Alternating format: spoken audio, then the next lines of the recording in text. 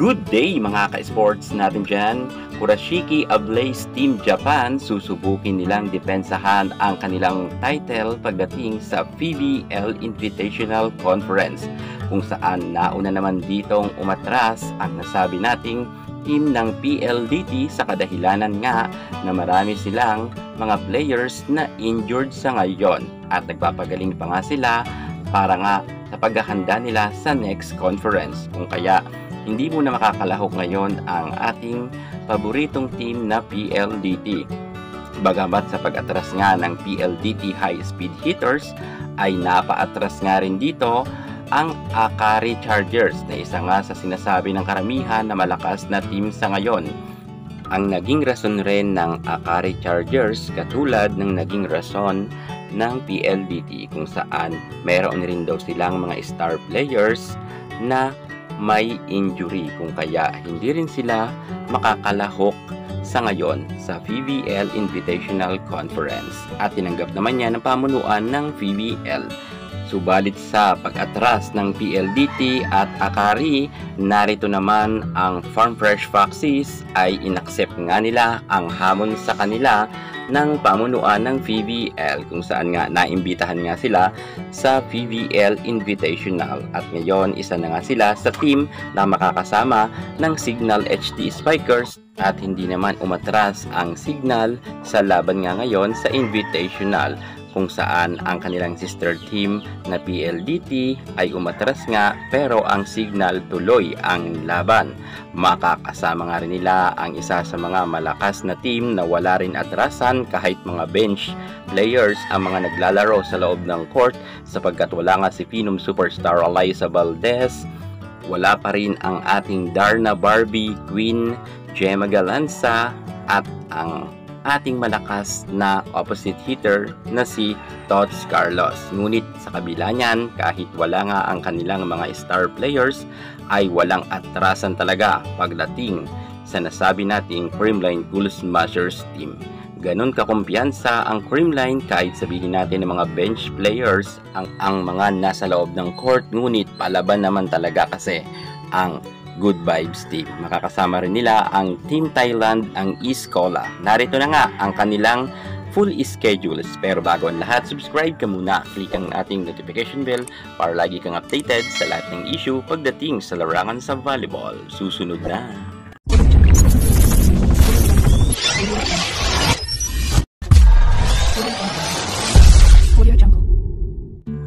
PBL Invitational Conference 2024 full schedule.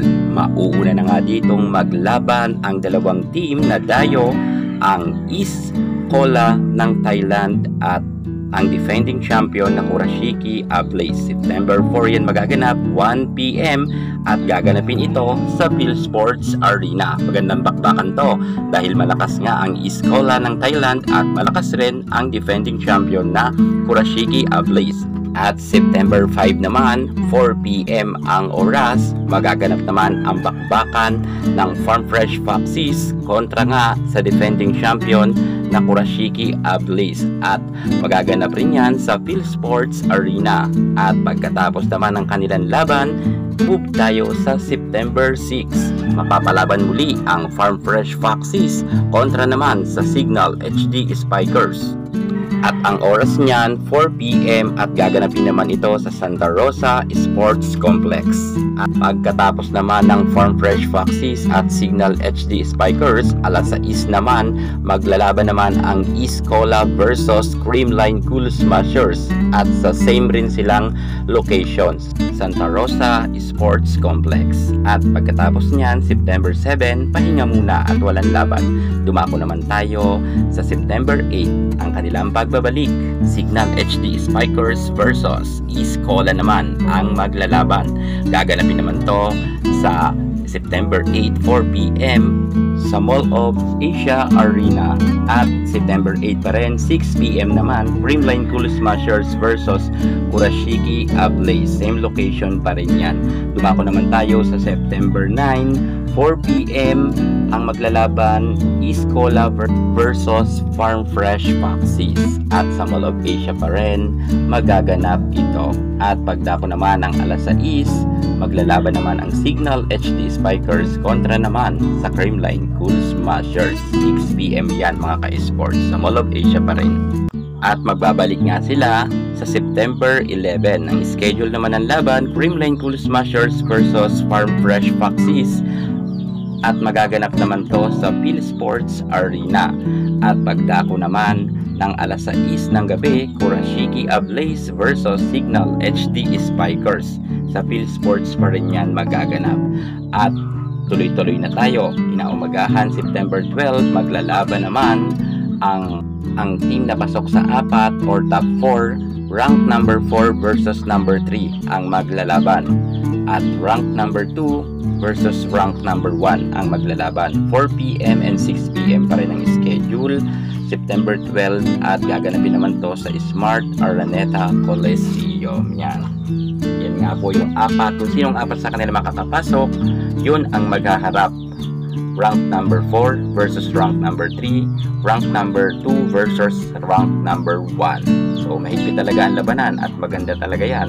At sa Araneta Coliseum yan, medyo malaki-laki nga ang venue at marami din manonood kasi finale na. So ayan mga ka-sports natin dyan na inyo nang nakita ang full schedule nga ng PBL Invitational Conference. Support na lang kayo sa inyong mga paboritong hinahanga ang volleyball player at volleyball team. Kung sino man ang inyong hinahangaan, supportahan ninyo yan dahil yan na nga ang kanilang schedule. Ano pang hinihintay nyo?